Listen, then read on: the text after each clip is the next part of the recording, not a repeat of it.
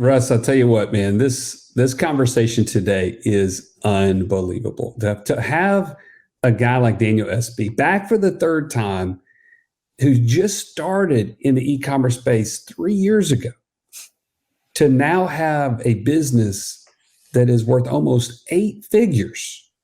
Like, that is crazy talk. Like, almost, you tell me something crazier than that. Something crazier than that. Well, that's super cool. I'm going to take us off topic as I normally do. It's been a while since I've given you one of my useful stories, right? If you're new to the podcast, I grew up complete redneck. My dad, there's a limitless stories of craziness that I experienced as a kid. But here's one, Stallion. When I was a kid, and I don't know if I was 16, 17 years old, my dad says, hey, we're going to go pick up an RV. And I'm thinking, oh, that's pretty cool. Like, I'm thinking Cousin Eddie, right? I'm thinking, yes, there's an opportunity for me to go some fun places. We're going to take this thing cross country. And we go in the country, not cross country. We go in the country. And there sits this like tenement on wheels. You know how like Eddie on vacation, Christmas vacation, he pulls in and things like tenement coming in, on wheels, kicking off like backfire and smoke and everything. That's what this thing looked like, except it couldn't run if it wanted to. It'd been sitting under these pine trees for years. I mean, years. And I'm like, what are we going to do with this thing? We're going to take it to the hunting camp. And I'm like, for what? Like to shoot at? What are we going to do with it? He said, no, this is where we're going to stay. We're going to spend the night in this thing. And I'm like, oh, great. That's amazing. I mean, what sort of rat is going to be chewing at me at nighttime? And so I'm like, all right, well, are you driving? And he goes, oh, it doesn't drive. No, I'm going to tow you. Now, my dad had a Silverado, like just a regular Silverado. And he pulls out like an 8-foot chain, hooks it up to the front bumper, into his back bumper, and says, jump in. Now, Joey, jump in his truck? Yeah, he's pulling it with his little Silverado, this humongous RV. Yeah. I mean, well, but you're in the truck with him, or you're in the RV? Tires. I'm surprised the tires weren't already dry rotted out. I was a little bit nervous we were going to blow a tire. What'd you say? I'm sorry. But you were in the truck, or you're in the RV? No, I'm behind the wheel. My dad's like, get in. Like, you think I drive? You know how I drive the conversation? I'm nothing to where my dad was. That joker was like, go do this.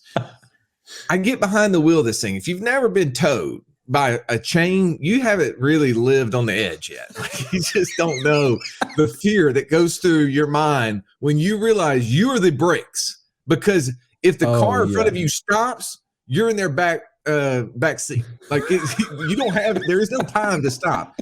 And you don't have power anything. You don't have power steering. You don't have power brakes. Everything is like a battle. You're in like a wrestling match with this, 8,000-pound gorilla, and you're just hoping to hold on to this thing. So we're flying down country roads. I mean, my dad is not like putt-putting at 25 with caution lights on. That's not happening. It is 65 full throttle. And I'm just like praying nobody pulls out in front of him, because if they do, he can't stop. I got to, and we're just not going to stop. We're about 20 miles into this, 40, 50-mile trip. And all of a sudden, Joey, these stinking wasps start piling. I mean, just one after another coming out of the air vents. Right. And I am freaking out like anybody would freak out, but I also am allergic. And I'm like, and I'm like hitting the brakes as much as I can and kind of jerking the car. And does the horn work at this point? Aggravated. But does the horn work? Oh, no, there's nothing that works, man. The only thing that works is trying to hit the brakes. So it's like jerking on him a little bit. And finally, I'm like starting to pull the thing to the side of the road. So he pulls over. I come flying out of that thing just like Tommy Boy, like you remember they ran out in the middle of the cornfield pretending they had bees. Like, I am just on edge. And my dad's like, what's going on? I'm like, this thing's got wasp in there, man. And he's like, it's no big deal. Like, no big deal. He's smoking, smoking Benson and Hedges menthols in a truck while I'm sitting back there sweating bullets and then about to just go berserk as these things come out. He's like, no problem. I'm like, what? He goes to his toolbox. He opens his toolbox. What do you think he's going to get out of there? I don't know. Some I don't know, like a wrench or something. Well, most people would have said like some wasp spray or something. A fly swatter or something. He's going to get a wasp spray out there. This is the solution. He's going to get some wasp spray. Well, he didn't have a can of wasp spray, but any good redneck would have a can of starter fluid. Because, you know, anytime your car might shut off. And this back in the days where everything had carburetors, right? You lift up the hood, you take the air filter off, spray it in there. That's how you get that thing to start. Oh, you got a can of starter fluid. He's like, here you go. I'm like, what am I going to do with that? He's like, spray it on him. It'll kill him. It's like gasoline. So now, picture me behind the wheel of this 8,000-pound gorilla being towed like I'm literally sitting in his back seat. And I'm shooting wasp with starter fluid. This thing's full of gas fumes. I'm just like high as a kite, like flying, like just like.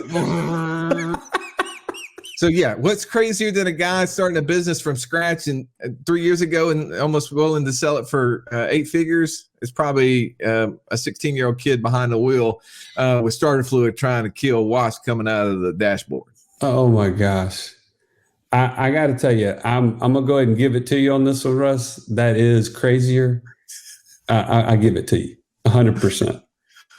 All right, buddy. I know that's not the conversation that we're here for, but if anybody needed a good laugh, hopefully that helped you on the trip. This is going to be a long round table, but it's a good one if you're interested in e-commerce. Otherwise, get to the next episode. We appreciate you. As always, Joey, sit down. Let's move up to the table and belly up.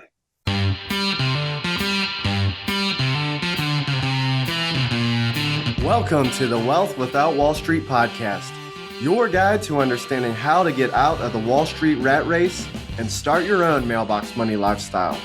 Now, don't let these handsome Southern draws fool you. These financial minds are teaching our country to enhance savings, increase cash flow, and create passive income, all without the help of Wall Street. Are you ready to break through? Now here are your hosts, Russ Morgan and Joey Murray.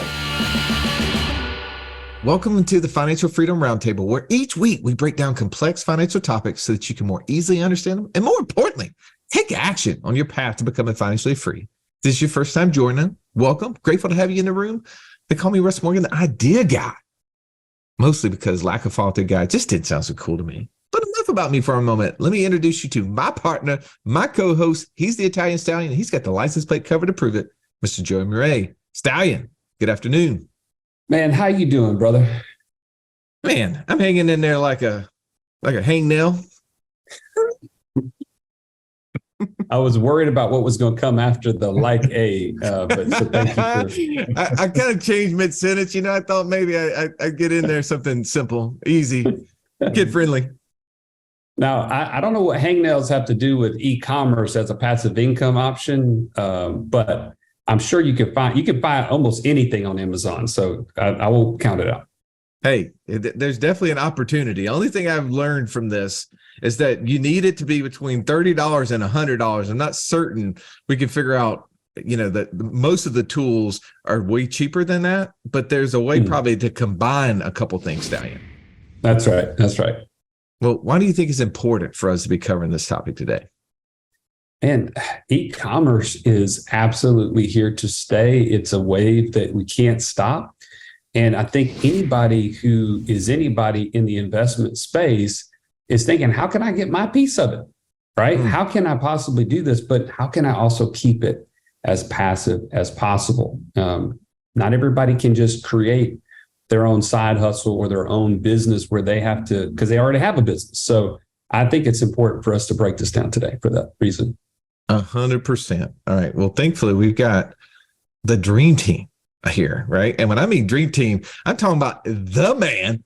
We got a doctor in the house, Stallion. Can you believe it? He's a doctor of financial medicine. And yes, come on, doctor. And yes, he can resuscitate your financial situation. Mr. Automated Budget himself, Eric Hudson. Great to have you on, Eric. Man, Russ, so excited to be here. Holy smokes. What a great day to be alive.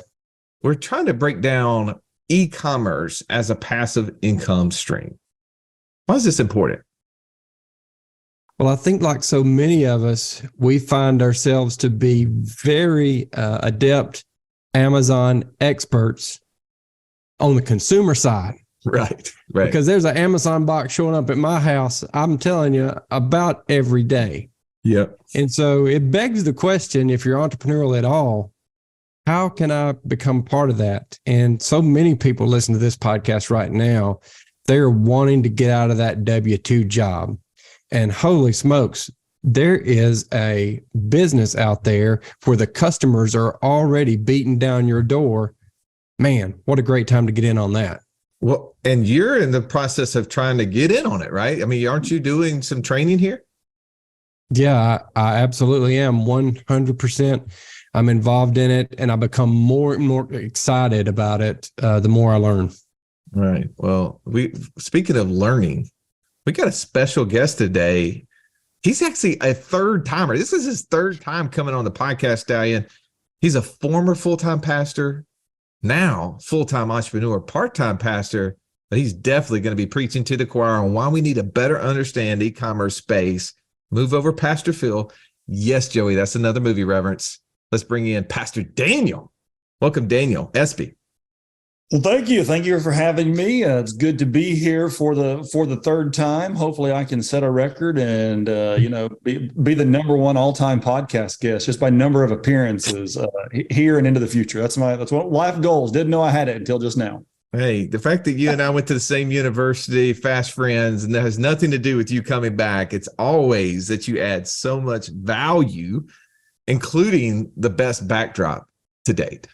That's right. That's right. It makes this face much easier to look at when you got the waves and the water to look at behind me. Man, if you share that backdrop with Joey, if that's the case, that'd be amazing. We'll have to get those tips after the fact. But let's break down e-commerce as a passive income stream. And I want you, as someone who's doing this at a very high level, if you haven't already heard one of the previous two podcasts that Daniel's done, you need to go back and listen to those because he's helped us break down his specific operation, why he got into it, what he's learned around that time.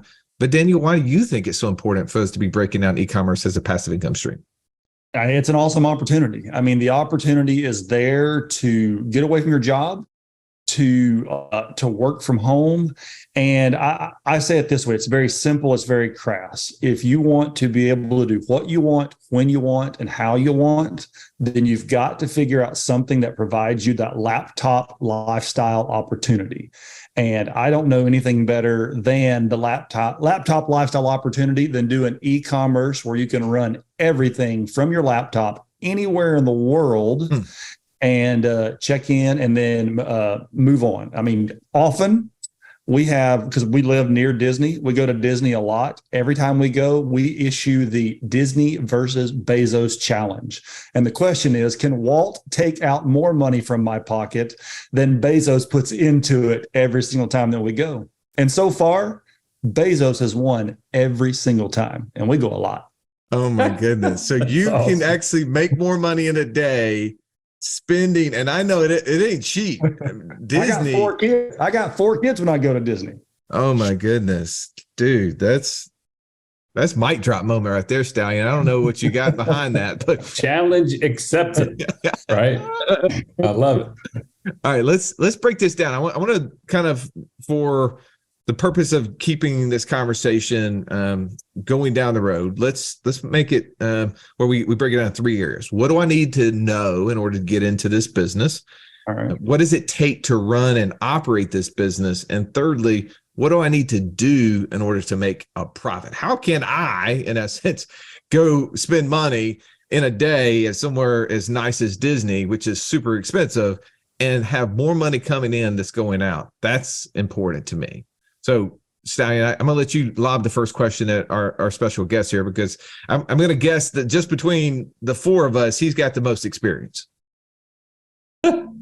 I think you're right. And, it pains me because my only experience is in the drop shipping world. But I know you've made your mark in the Amazon world. What other sorts of e-commerce businesses exist? Like when you look at the whole gamut that is out there, what are all those areas that people could get involved with? And then why Amazon for you? Well, I mean, you can do your own website, right? You can try to get a product, sell it on your own website. We call that DTC, direct to consumer. You can try that. You're going to pay a lot in Google Ads to get that done. You can try eBay. You can try some of the other e-commerce channels like that. But at the end of the day, what I love about Amazon is, one, private label seller. I can create my own products.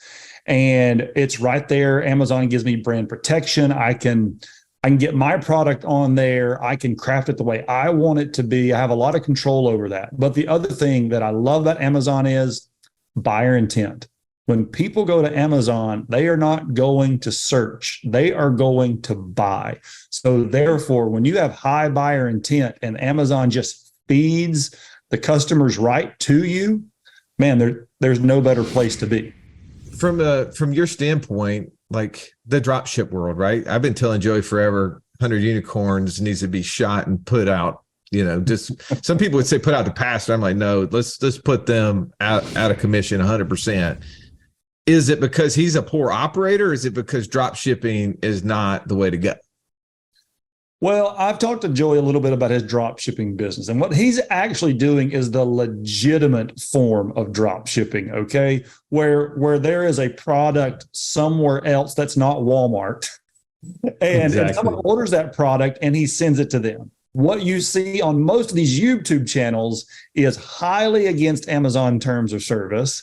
And somebody will charge you $30,000. They said they'll set it all up for you. It'll just be automatic, go on your card. Well, it takes Amazon about 3 or 4 weeks to figure out that you are buying stuff off Walmart and sending it to their customers. And then you find out really fast that $50,000 credit card bill you've just rung up, Amazon's now frozen all those assets and you're about 80 grand in debt, and Amazon has shut your store down. So that's why you shouldn't listen to the drop shipping gurus on Amazon. That gives me the sweats, Eric. Yeah. I don't know, Daniel, if you noticed Joey, he raised both arms when you gave him just the smallest bit of validation. He's looking for anything. No, but again, just because I said it was legitimate drop shipping, I did not say it was any good. Okay. Sorry, Joey. I shouldn't have dug any deeper. Yeah, we could have left it at the success there, Eric. That's on me. That's clearly on me.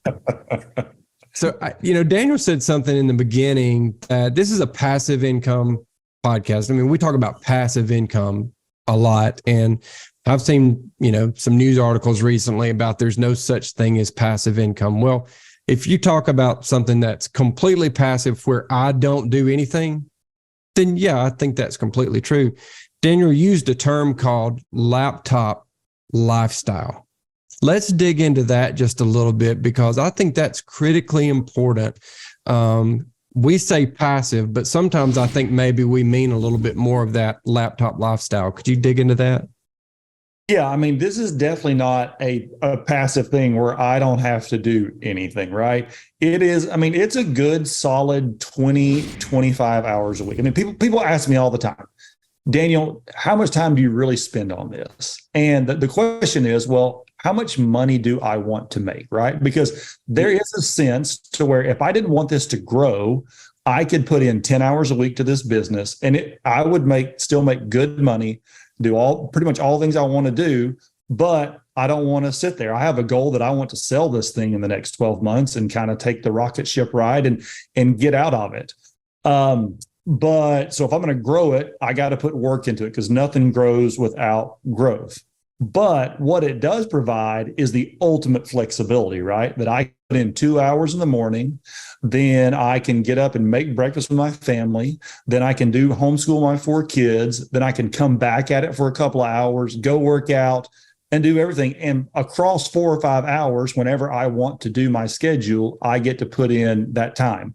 Or if I want to go travel for a week, I can go travel. I can check in for 30 minutes to an hour in the morning and go on and do what I want to. So it's not passive, but I don't know of anything that will give you more flexibility of when you work and how you work, how much you want to work than this right here. Is that because there's not, like, employees that you're managing? Like, do you have like a warehouse where everything is stored that you're having to check in with like a warehouse manager and make sure everybody showed up that day and they delivered the products? And when anytime the refunds come back, are you having to get on the internet and respond back to all those messages? What does that look like? I probably respond to 3 to 5 customers a week, which might take 30 minutes of my week. I have regular communication with my supplier about timelines, about orders. We communicate by several emails every day. I communicate with my accountant. But besides that, there's not really a lot of communication that goes on from that store. I check into my advertising console to make sure that's going well. But Amazon stores and distributes all of my product. So there's not a lot of communication that has to go on. I've just hired my first part-time person to work 25 hours a week to really kind of become the operator for me. But that wasn't really necessary until I just got to doing these incredible volumes that I'm doing. And it's more just to free up more time to spend more time with my wife and kids. So let me jump in for a second then, if it's okay. I love this idea of getting into the Amazon space. But I'm thinking about the passivity function. How do we make this as passive as possible? So is it, in your opinion, doable for someone to just buy an existing Amazon business, or would you always recommend that they build it from scratch like you have? Ooh. Is it doable? Yes. But I mean, there are some incredibly valuable dumb tax that has been paid along the way that I don't want to pay that big of a bill if I'm buying something. Like you can buy it, but it's like, you're just going to pay your dumb tax any way you want to do it. And if you've got the ability to buy a business, again, you could hire someone like myself or somebody in the space to help you figure it out and to consult and answer questions along the way. If you did that, then yes, you could buy a business because we could help you. But just to buy a business and to try to figure out the Amazon ecosystem, because Amazon changes things all the time. And you mess up, they are merciless when it comes to shutting down people's accounts. I mean, so you've got to really obey the rules and do exactly what they want you to do. And if not, it's just not worth the risk. But building it from scratch is a totally different thing. Trying to find the product, identify the product, that brings its own set of challenges. Yeah, Daniel, two things. I'm going to jump in and ask 2 questions. First of all, I personally know everybody on this call. And I'm sorry to disappoint the listening audience. There are no rocket scientists on this call, on this podcast today. So my number one question is, do you think it's important to have just a super strong tech background to be able to pull this off? And then I'm going to go ahead and get the big question out of the way. What product do I sell? I mean, how in the world do I determine what product I want to sell? So take those in whatever order makes sense to you. All right. Yeah. The tech background is really simple. I have a bachelor's degree in dirt from Auburn University with my life goal and plan to be a golf course superintendent. And I have a master's of divinity from seminary because I was a missionary and church planting pastor in a previous life, I guess. So I had never even used a spreadsheet in my life before I got into this business. So you need no tech background whatsoever. Of course, that would be helpful, but it's just not necessary. I would say the number 2 things you need to be in this business. Number 1 is grit. You just got to be able to keep going. And number 2, you've got to be a problem solver. I tell everybody, if you are going to get into this, attempt this, you need to go watch The Martian first with Matt Damon, because this is selling on Amazon, because everything goes wrong at some point in time and you just have to figure it out. And so what's the next thing that you have to figure it out? Is it something you can do on your own, or do you have to get someone to help you figure out this next piece?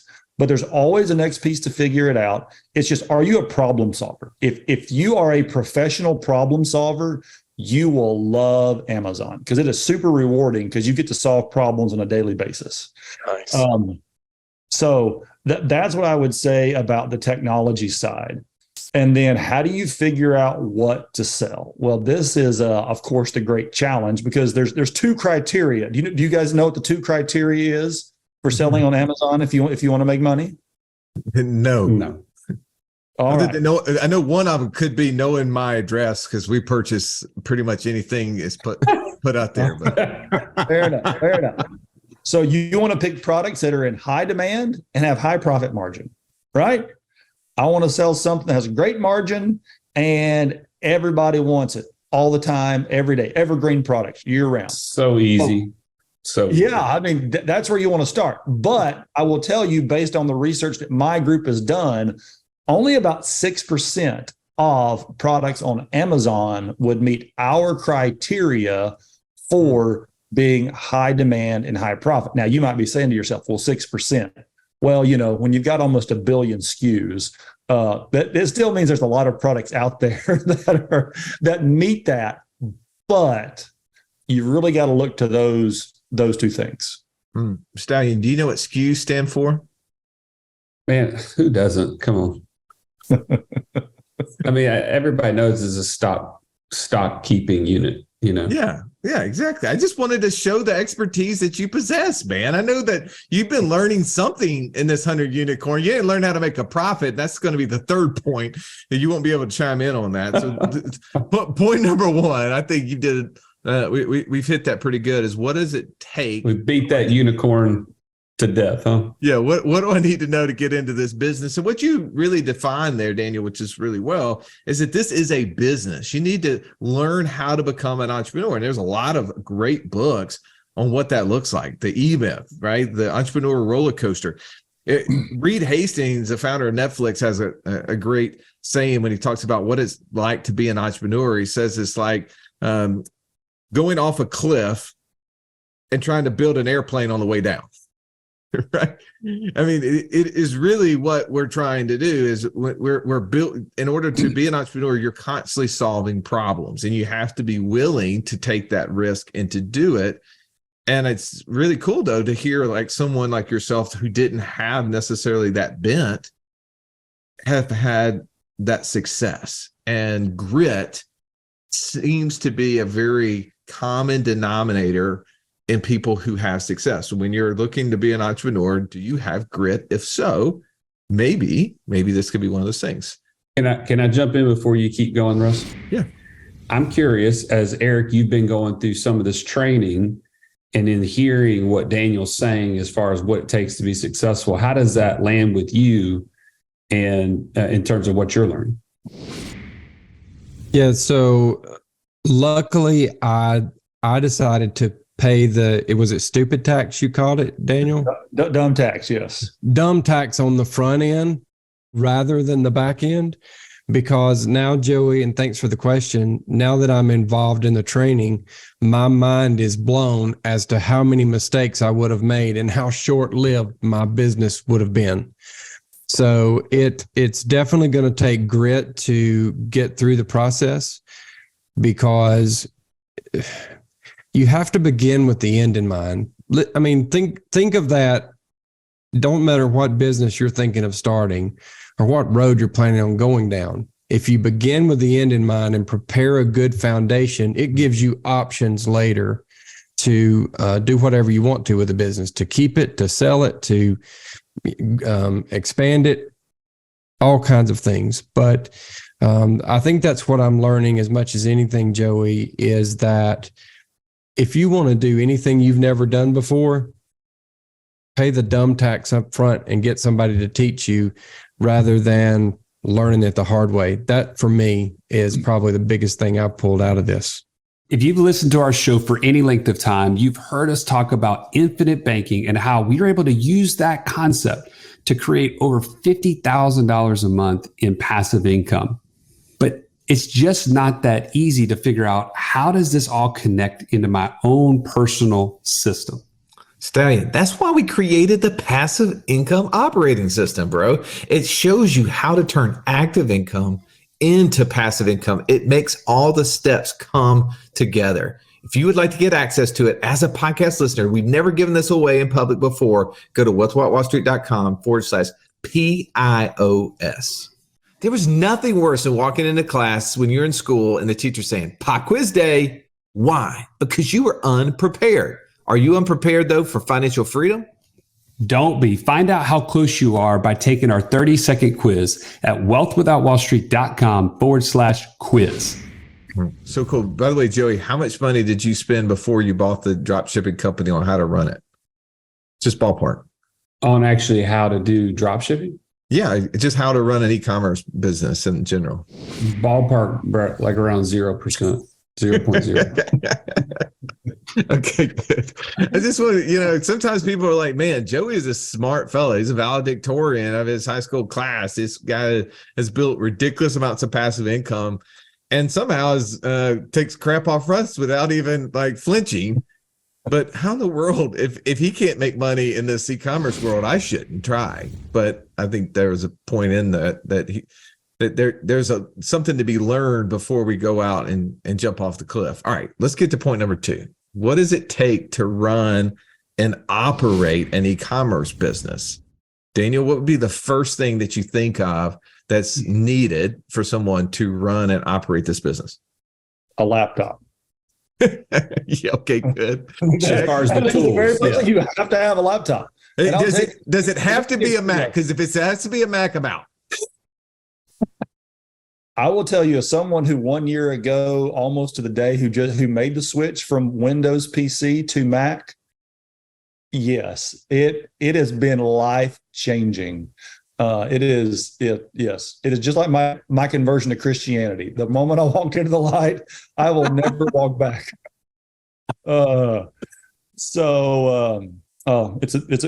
It's a beautiful thing. So, again, what does it take to run and operate? Gosh, again, I would go back to, grit is going to be that big thing that you've just got to be able to see the critical path and just keep pushing through on and on, just because you've got to know there's going to be a problem. Every mountain you climb, there's going to be another mountain to climb along the way. So you've just got to get going. I mean, from a practical perspective, you're going to have to clear out 15 to 20 hours in your week to be able to put to this. And it does not all the time, right? But it comes in fits and starts where you got to press it hard and then not press it, and then take back. And then you got to have access to capital. At some point, you got to have capital to be able to do this. That was my next question is like, from an operational standpoint, is it working primarily off of like a line of credit or using your infinite banking system primarily? Like, how does it practically look from a cash flow capital requirement? So like when we start off, we tell people, hey, you're going to do a test order, right? And that test order can be anywhere from, for most people, it's $2,000 to $10,000. Okay. So we test it, we get it in the market, we see that it's sold, we see, okay, it worked or it didn't work. Everybody wants their first thing to take off gangbusters. But, the point of the test is sometimes you realize this is not the thing. Aren't you glad you didn't go dump 50 grand on this one thing? But okay, you may have lost a few $100 because you're going to make back most of your money. But it didn't work, but that's good. So you got to have that $2,000 to $10,000 for your initial test. But then when it comes, once you've tested it, then it's time for launch. Man, that launch can be all over the place, right? If you've got something that sells for $30 and it only costs you a $5 cost of goods and you've only got one variation of it, man, you can launch this thing for $10,000. If you're like me and you're going all in and going for it, I mean, your launch is going to be 6 figures.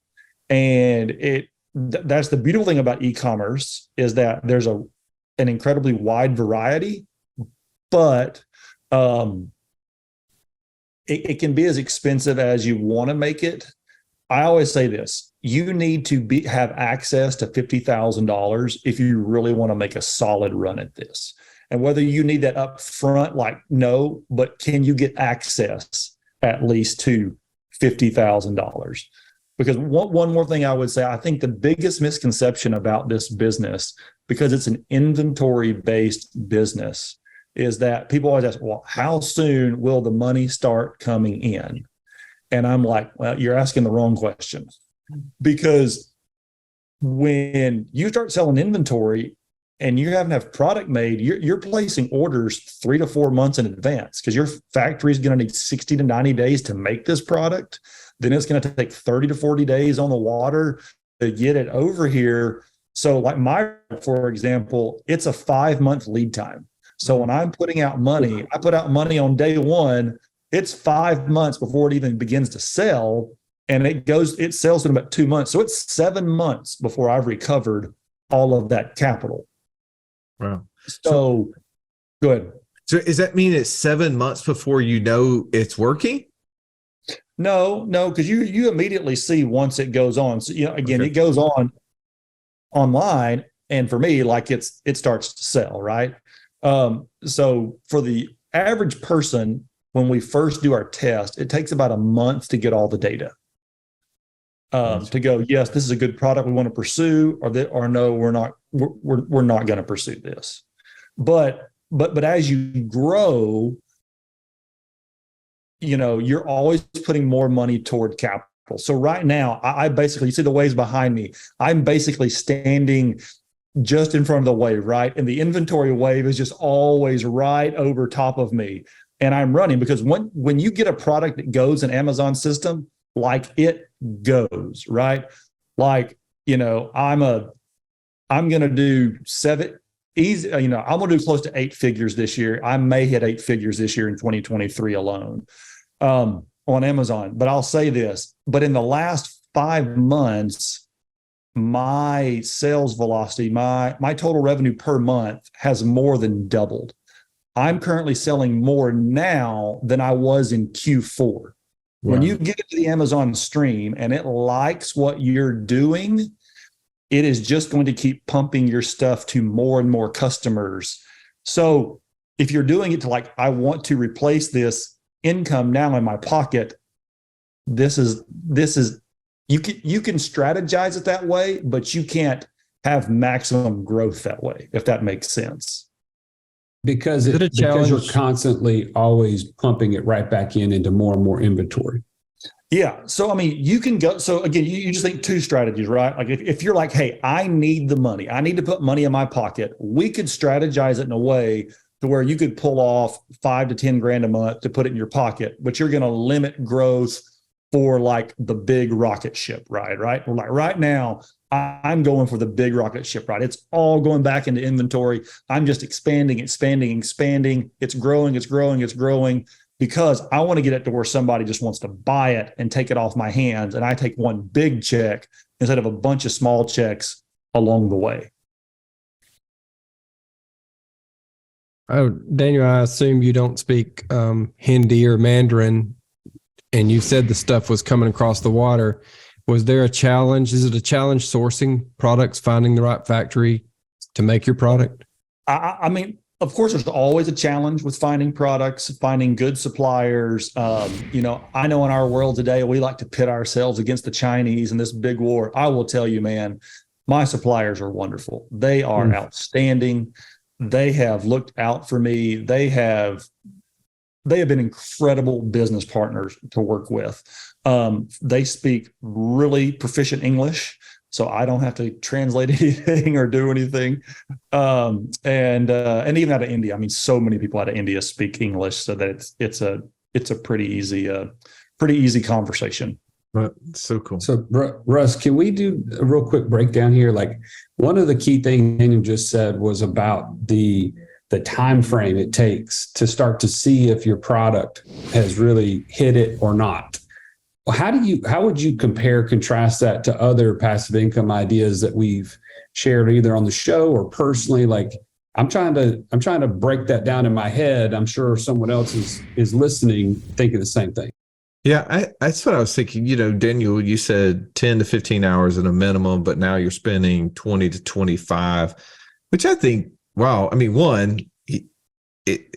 2 points of view there. I'm working a full-time job, and depends on what my full-time job looks like. Full-time job for some people is they show up at 8:30 or 9 and they leave at 4 to 5 o'clock. And there's no thought before work, before I get there, and there's no thought after. But that represents probably a fraction of the people listening to this podcast right now. Everyone else, whether it's self-employed or running their own company, they think about business when they wake up, and they're thinking about it when they end the day. And so the thought process of how do I find time to do this really is challenging. And the idea of working 20 to 25 hours in any business, and that's full time, like, okay, great. Show me the pathway there. But the first question is, how do I get that 10 to 15 hours to be able to get to that point so I can quit my existing role?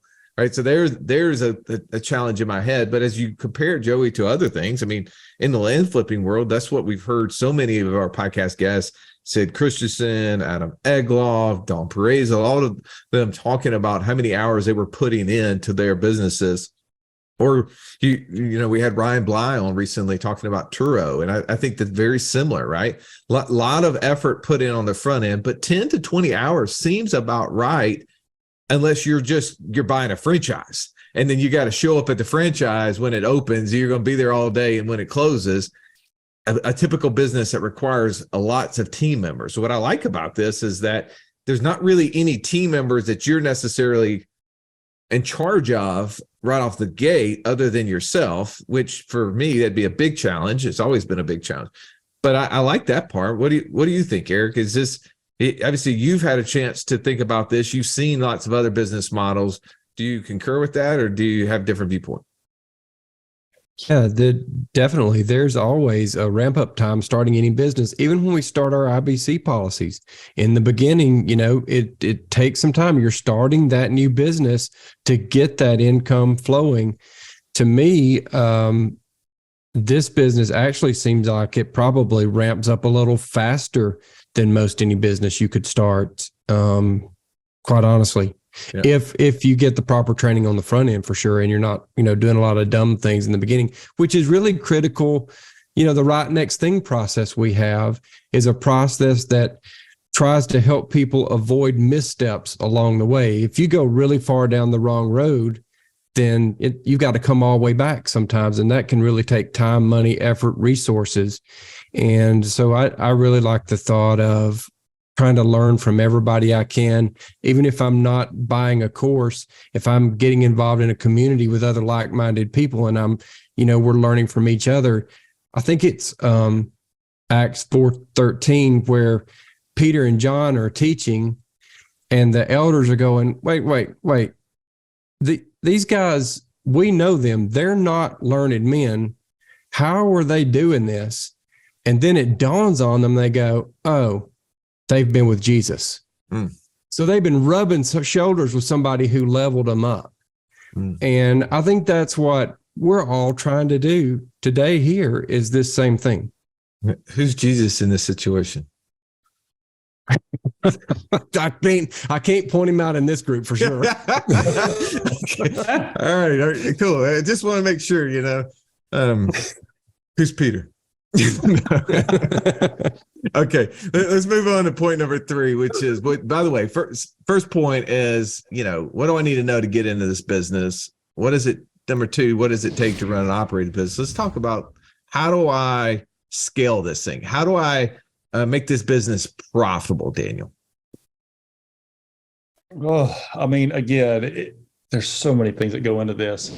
Again, high demand products, highly profitable products, but you've got to find, I'll say 2 things for people who are thinking about this. One, you've got to find your point of differentiation, right? You've got to be able to look at a product and go, okay, what will people pay more money for? What gives them value, premium value? And if you can do that, you are definitely well on your way to making money in the Amazon space. The other thing is, in looking at Amazon, and you'd have a really hard time doing this on your own. It takes a keen eye to do this, and this comes from experience. is where is the price point to where nobody else is selling on Amazon? Because everybody talks about saturation, right? So if you went and looked at like solar flashlight, I'm just going to make something up on Amazon, right? You would probably go see that they almost all look the same, right? But they're just going to be almost all the same thing. But that is what we would call saturation. But if you see a bunch of different things, then that's competition, and we want competition. Just for example, I was coaching somebody the other day, and we were looking at these products, and it was really funny is that everybody was selling at $50, and a couple of people were selling at $100. We could not find one single person on all of Amazon selling at $75. And it was like, all right, so we're going to go craft a product that gives premium value that sells for $75 because no one is even in this price point. And then we looked at nobody was trying to sell at $125. So what other things of value could we add to make something to sell for $125? So this person's going to launch with a $75 product, $125 product, which people will pay for, but there's now no competition at those price points. I love that. So that's the strategy behind this. And again, the theme that I keep hearing, I don't know about you guys, Russ and Eric, you've mentioned it just recently, is the value of somebody who's been there and done that, right? The value of a coach and paying that dumb tax up front that people think that they're spending. Oh man, I don't know how much coaching costs, or I don't know how much, this course may cost me. Well, I see it as an investment every single time from what you're saying. So talk about for a second, the number, you just mentioned two different price points within the same product line, if you will. Talk about that SKUs process. Like, what are you starting to think in terms of how do I expand the business from maybe this one product that did really well? What kind of leads to more and more after that? Well, yeah. So part of this is when we think brand, and that's what you have to do. Most people go on Amazon and they think product. What product could I sell that's going to make me $1 million?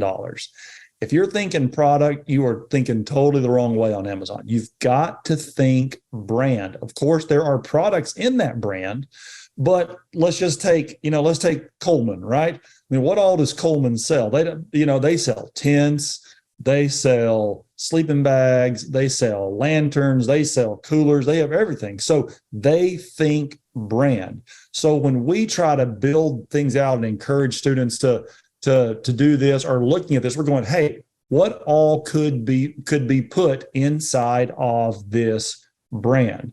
And you could do it if you were a t-shirt company, right? You could do it pretty easily with different sizes and different color t-shirts. And you can get 50 SKUs just off of that. Or you can get 50 SKUs off of a blue sleeping bag, a green sleeping bag, a white cooler, a red cooler, but you don't think product, think brands.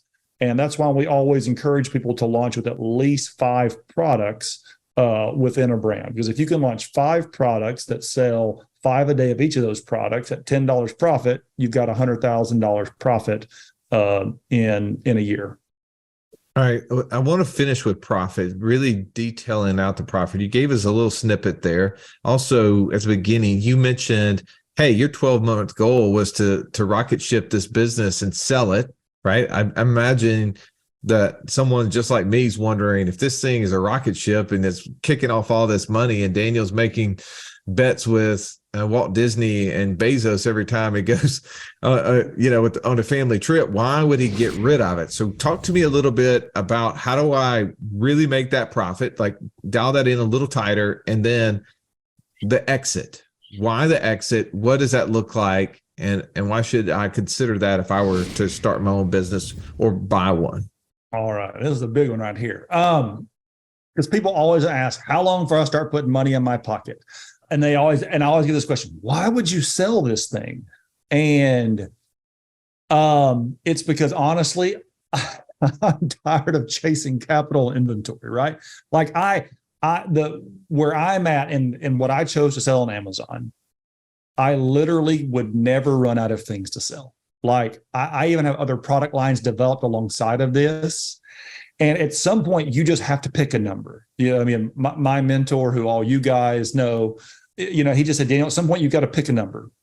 And you pick that number and you stick with that number and you go for it. Because at the end of the day, though I could have this thing that goes for a really long time and I could just kind of coast on making stupid money for a boy from one red light town in Alabama, there is something about having the big high 7-figure, low 8-figure check that now allows me just to now I get to go do what I want to. Now I do get to go passive. I get to go purely passive. I get to invest in Mario Livingston's natural gas scrubbers and all of these other things and let Mark Podolsky go out and do a land flipping business for me and just do all these businesses to where I'm just controlling the money on high and where it's going.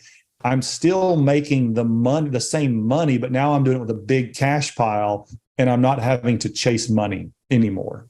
And so that's why I would sell, because now I can go spawn off other businesses. Now, I will say I already have the whole next brand and line coming up behind this. So I'm only selling one to fund all the future ones. But I was wondering, right, Joey? I was wondering, like, as entrepreneurs, you and I are always chasing the next idea.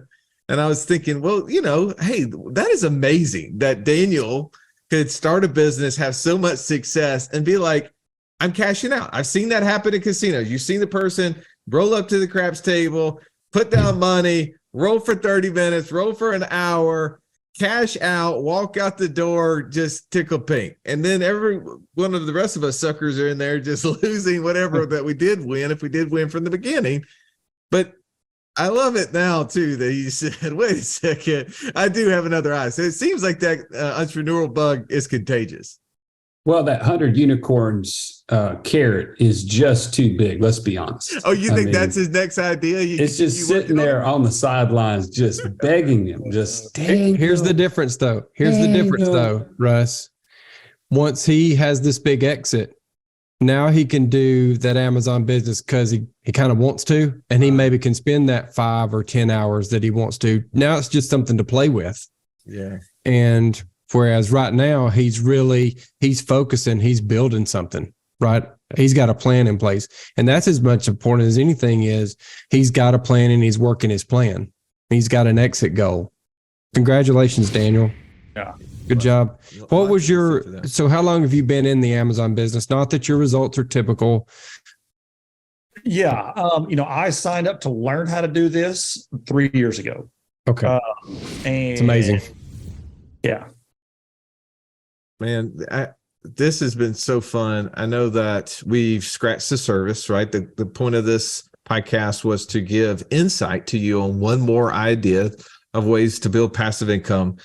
As a reminder, we're going through this series because on our passive income report in 2022, we reported on 11 different ways that we were attempting to build passive income. I say attempting because we never made any money in the space, but because Joey had a dropshipping company, it was on the list. But we wanted to give insight to a possibility of how you make money in the e-commerce world. So Daniel, thank you for coming on, man. Final thought for our audience today. Yeah, I would say this. If you're in the place where you have money and you want to do this, there are groups out there that will operate businesses for you for a pretty reasonable fee for some of that. And so you could go to a place like Website Closers and you can go on there. There's all kind of e-com businesses on there for sale. You could buy one of those and then you could actually pay someone, an operator, to run this for $4,000 to $5,000 a month.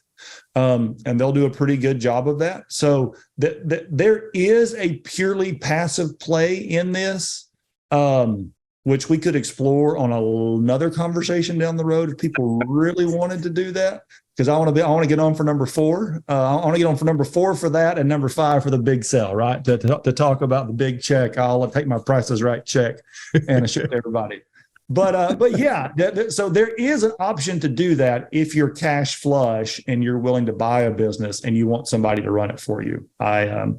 I do know some opportunities there. Speaking of cash flush, Eric, final thoughts. Yeah. So a few years ago, for many years, I'm going to bring us down before I bring us back up. I was suffering with a debilitating physical ailment, and it could have actually taken me out. That's as low as I'll get. But I think what I'm trying to say here is that I kept looking for the solution. Even though I was depressed, I was down, I was kicked, I never stopped. I determined I was going to find the solution to this problem, which I ultimately did. So there are people listening to this call right now who have got money, and so maybe this doesn't feel like it's just urgent. But I know that there are also people listening to this podcast who are struggling. They're being soul sucked in their W-2 job. They're not making ends meet. They may have tried a thing or two to create that laptop lifestyle or passive income lifestyle. I would just encourage you, do not stop. Keep searching. There is the solution out there for you. The only time you're going to lose is if you stop. Keep pressing forward and keep searching. Very good. Love that. Stallion, final thought. Man, I'm going to say this has been thrilling and exciting to hear from you, Daniel, yet again, about this vertical and the opportunity that's available to people.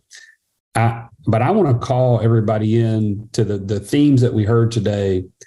Is you need the right people, you need the right systems and processes, you need the right coaching to make any of these things successful. And just as Eric has alluded to, our right next thing process can help you get super clear. If you've been listening to these last few podcasts and you're like, man, all of these sound great and I can't do all of them, then the next thing for you to do is jump on a free call with one of these coaches. Go to wealthwithoutwallstreet.com/free call, because through that process, they're going to walk you through that right next thing grid, and you're going to be absolutely clear on which one of these is the best thing for you. Not because they're going to tell you what's best for you. You're going to figure it out by having that proper guidance. And so anyways, go to wealthwithoutwallstreet.com/free call and make sure that you don't go way down the wrong path and then try to figure out from there. So thanks again, Daniel, for being with us. And I just want to call people to action. Love that. Well, my wife and I were having a conversation. She's been listening to this book, Titan, which is on J.D. Rockefeller. And she asked me, why is Amazon not a monopoly, right? That was a big thing. Obviously, U.S. government determined that Standard Oil was a monopoly and they broke it up. She said, why is Amazon not a monopoly? I mean, have they not really kind of monopolized all buying? I said, well, really, all Amazon is a big, huge marketplace. And she's like a mall? And I was like, yeah, I mean, that's really what it is, right? And there sits Daniel and the potential for an Eric, the potential for a Joey, and a potential for you to take and build a brand, not a product, a brand. I like that, Daniel, and put it on this online mall. And they're going to help you market it and share it with everybody. So you can participate in this process that we're all already doing. We're already buying almost every single thing. I bought my first car online the other day. I mean, it started with little things. Now it's becoming big things. And there's no reason why we shouldn't take time to figure this out. Figure out, do we have what it takes? Do we have the grit? Do we have the time? And do we have the will to make it work? And there are options for you. Hope you enjoyed this podcast. If you did, please take time to rate and review it. Share it with a friend. That's how we beat the big tech algorithm, is when people start liking, rating, reviewing it, and other people can find it and keep going. So without that, we'll let you be. Have an amazing day. This has been the Wealth Without Wall Street podcast. Don't forget to subscribe to the show to break free of the Wall Street mindset and begin building wealth on your own terms in places you understand, so that your wealth will never run dry. See you next episode.